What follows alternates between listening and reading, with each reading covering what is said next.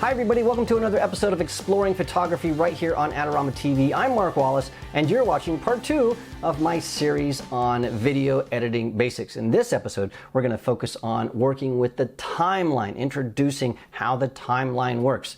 Now in episode 1, some people asked, do you have to have an internet connection to use Adobe Premiere Pro CC? And the answer is absolutely not. You only need an internet connection to download the product and to use the Creative Cloud features like team projects and Creative Cloud libraries and things like that. And you also need to make sure that you connect to the internet once every 30 days with Premiere Open so it can validate your subscription. But other than that, you can edit all day long for weeks at a time with zero internet connection. And to prove that, we're going to record all of this with my Wi-Fi turned off. I have zero connectivity to the internet right now. We're going to start by opening Premiere and get into our project that we created in the last episode. My first project is what we called that. If you haven't seen the first episode, make sure you watch that to understand where we're headed. So I'm going to click here on the start menu. Right here, this is my first project. I will click on that. It's going to open and we're going to start where we left off. All right, so we're going to be talking specifically about the timeline and how that works. But there's one gotcha I need to mention before we start, and that is the blue box. Beware of the blue box. So in Adobe Premiere Pro CC 2017, which is what I'm using, when you click on the source monitor over here, there's a blue box around that. When you click on the program monitor, there is a blue box. When you click down here on the timeline, you can see this blue box. When you click over here on your project files, there is a blue box. That is telling you where you're working inside of the application. It is context sensitive, so the shortcut keys, and when you hit different shortcut keys, they behave differently based on where you've clicked. So if you're in the source monitor and you hit the space bar, your source clip will play, but if you're on the timeline and hit the space bar, well, your project will play. And so it's important to be aware of that blue box because it's easy to make a mistake if you lose track of where you are inside of the workspace. Speaking of the workspace, let's talk about how it works. Our objective is to go down here to our project panel. This is where all of our source footage is, all of our raw, uncut, ugly babies. What we want to do is we want to take these and we want to move them to our source panel. To do that, we just double click and what you'll get is you'll get that clip. Inside of this, we can set in points and out points. That's the specific part of the video that we want to use. We want to take that from our source monitor, put it down here over onto our main timeline. You want to chop up this timeline and make it all pretty and make sure it's got music and all kinds of perfect audio. And that is going to show up in our final project up here in our program monitor. So from left, up, over, up. And that's going to be how we work through this project. So what we want to do is to start understanding the timeline. So I'm going to get rid of these clips that I put on the timeline last week just by dragging over them and hitting the delete key, and now they're gone. We need to understand what tracks are. So when you record video, you're really recording two things. You're recording what we see, the video track, and what we hear, the audio track. When we put those on the timeline, we can work with those independently. And not only that, but we can start adding more and more videos. So we can have a video and then we can put another video on top of that to maybe add some flavor or show something specifically. We can add a video on top of that or a clip or some text, whatever. And so the video clips are on the top of the timeline. If we look at the timeline, right in the center, there's this dividing line. And then above that, you'll see V1, V2, V3. Those are our video clips. Under the center line, there's A1, A2, A3. Those are our audio clips. So if you have a video clip, so we'll get something like this, and I will drag that down. We're going to get to how I did that in a little bit. We can see that on our timeline here, we have two things. So I will zoom these a little bit, and you can see that we have a video up here. That's our video track. And then down here, we have an audio track. We're going to get to audio in a later episode, so don't worry about what all these little sawtooth thingies are. We'll talk about that in a different episode. So audio and video. If I get a different clip and I'll drag this on, you'll see that now we have a video clip above this other video clip and an audio clip below this other audio clip. if I move my playhead by clicking and dragging, you'll see that the video that is on the top hides the video that's on the bottom. So things that are on the top hide things that are on the bottom for video. For audio, it doesn't really matter because it just sort of mixes all together. Again, we're going to get to audio a little bit later. So it's important to understand we have different tracks that hold different things. On the video, the things that are on the top will hide the things that are on the bottom, but we can do some really creative things, and we'll show you later how you can show multiple things all at once. It's really, really cool. Okay, I'm going to again select everything, delete it, so we can start working from scratch. What we want to do now is start working with our clips and adding those to the timeline. So what we'll do is we're going to go down here to my first project here. This is my project panel, into the footage bin that we created last week. And I'm going to double click on the first video clip. And this is just me talking.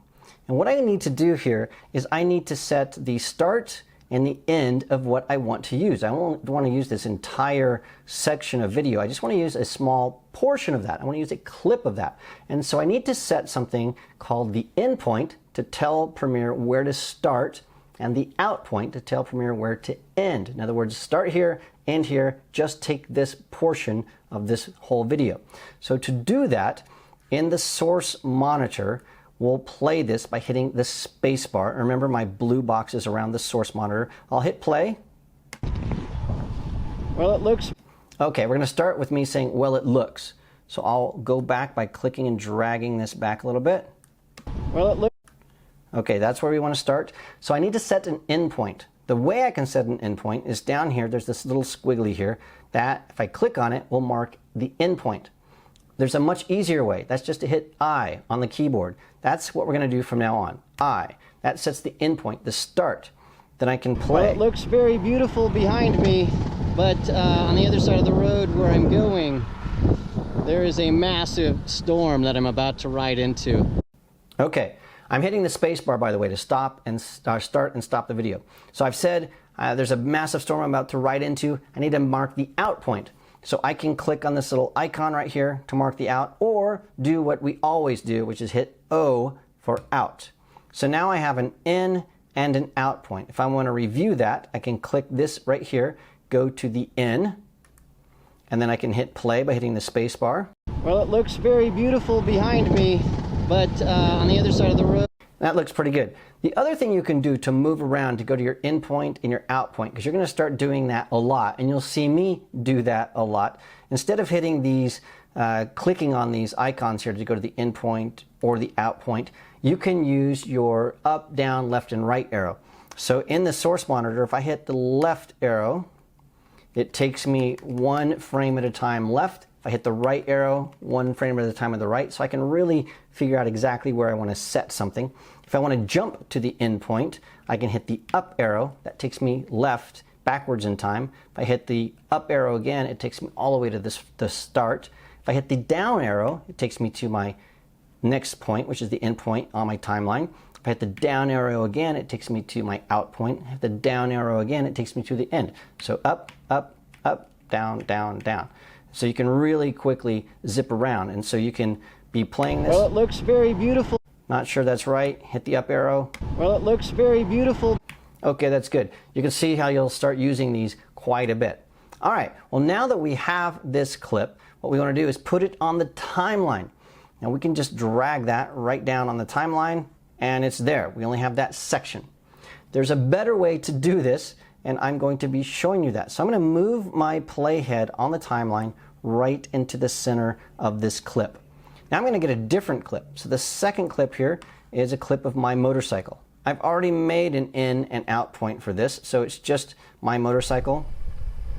Not doing much, it's just sitting there. But I'm going to use this tiny clip to show you a different way to put things on the timeline.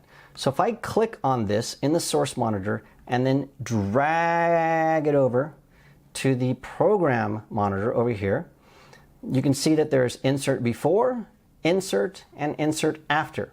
If I click insert before, drop that on insert before, on the timeline down here, I'm going to zoom in on this timeline here by hitting the plus key.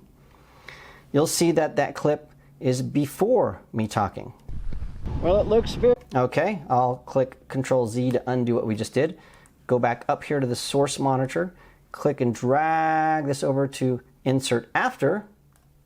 Notice it puts it at the end of the timeline. At the end of that clip. All right, I'm going to undo that again, Control Z, Command Z. And notice again I have my playhead in the center of this clip. It's really important to know where your playhead is because it determines where your clips are going to be inserted or where your overlays are going to start. So I'll explain that right now. So right now I'm going to take this from the source monitor, drag it over to insert. And what that does is it splits my clip and drops the other clip right in the middle. So it took the clip of me talking, split it into, dropped the bike right in the middle. And so now it looks something like this. Other side of the road where I'm going. That's not so good because what I want to do is I don't want to interrupt me talking. I'd rather just lay the video on top. And so we're going to do that with a different kind of clip. So down here on the timeline, I need to find me talking about the storm. So I'll just play this forward. There is a massive...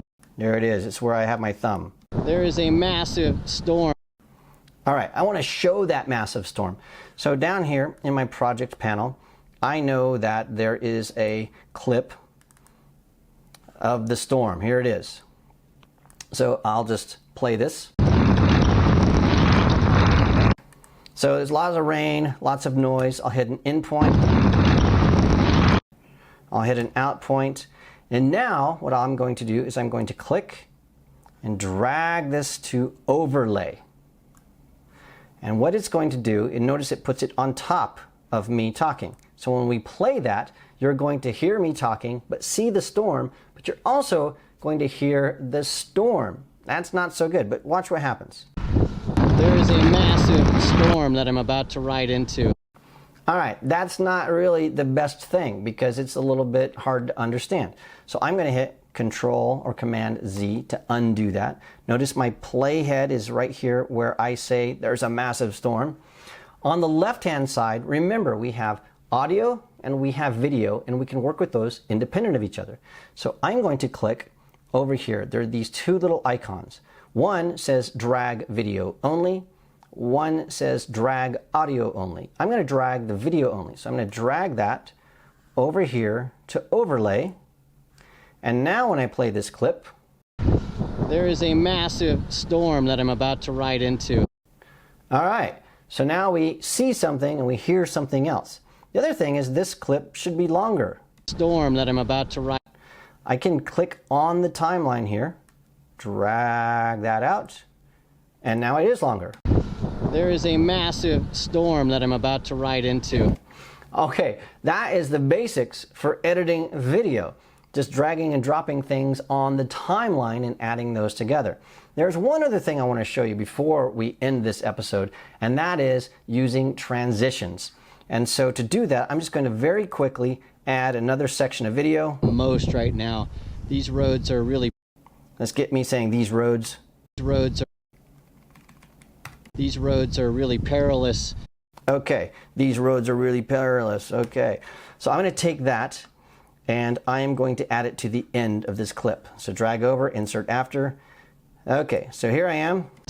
These roads are really perilous. All right, it's your basic clip, but I want to make this transition really, really smoothly.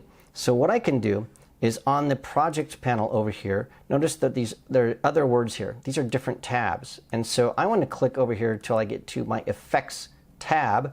I want to get to video transitions. I'll click that and these will pop up. And then I want to go to dissolve and then get cross dissolve. That's probably the most common video transition in the world.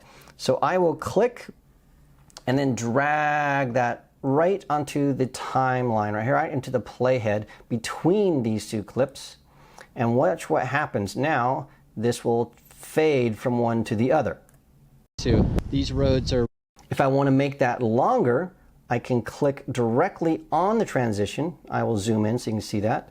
And then I can click the edge and drag that out, and that will take a little bit more time. Right into. These roads are really perilous. So it makes it much nicer. The other thing that I can do with transitions to really speed things up is if I go over here to my effects, onto cross dissolve, or any of these that I want, right click and say set selected as the default transition. Then I don't even need to go to my project in my effects panel at all to add the transition. So to show you that, I'll get into a totally different place. And what I want to do is I want to fade this storm in and out. So on the timeline, I will click on that, and then I will just click Command or Control D. That's for default transition. When I do that, notice that it adds the transition at the beginning and the end, whichever default transition you have defined. So now that storm, there is a massive storm that I'm about to ride into. Out. These roads are really perilous. And there you have it. We've edited a horrible but tiny and useful little video. We need to know a little bit more about editing directly on the timeline and what all these different tools do, and that's what we're going to do in the next episode. So don't forget to subscribe to Adorama TV. That way you won't miss a single episode, and also check out the Adorama Learning Center because we have a lot more tutorials on video editing and shooting video and frame rates and all kinds of more advanced topics. It's absolutely free, so check that out. Make sure you subscribe, and I will see you in the next episode.